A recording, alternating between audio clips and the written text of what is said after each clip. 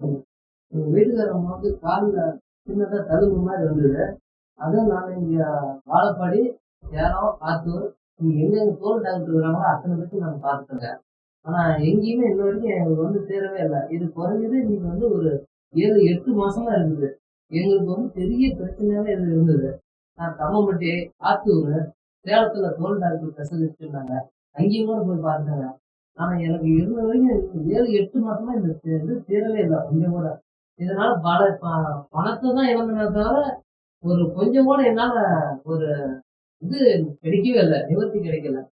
அப்புறம் கடைசியா எனக்கு வந்து இந்த டிஎம் செட்டுக்கு இங்க வந்தோம்னா ஒரு எதார்த்தமா தான் வந்தோம். ஆனா அந்த ஆஸ்பத்திரின்னு தெரியாது.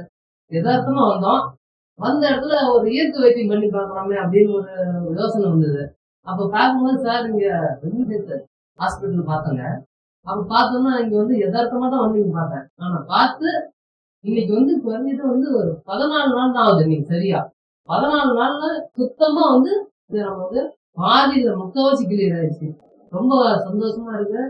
இது வந்து எங்களுக்கு வந்து ஆரம்பத்திலே தெரிஞ்சிருந்தா இவ்வளவு பணத்தையும் நாங்க இழந்திருக்க மாட்டோம். நாங்க வந்து இவ்வளவு அலைச்சலுக்கு ஆளாயிருக்க மாட்டோம். குறைஞ்சு ஒரு 15 நாள்ல இது கிளியர் ஆயிடுச்சு. உண்மையாலுமே ரொம்ப கொஞ்சம் சந்தோஷமா இருக்கு. விக்னேஸ்வரா விக்னேஸ்வரா சொன்னோம்.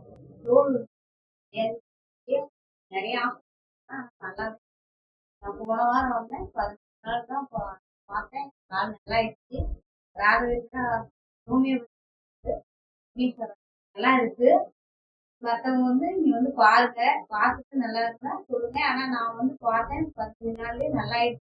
நிறைய ஹாஸ்பிட்டலுக்கு போனேன். ஆனா எனக்கு நல்லாவே ஆகல. ஆனா இந்த ஹாஸ்பிட்டல் வந்தேன் நல்லா கிளியரா ஆயிடுச்சு. நீங்களும் வந்து பாருங்க.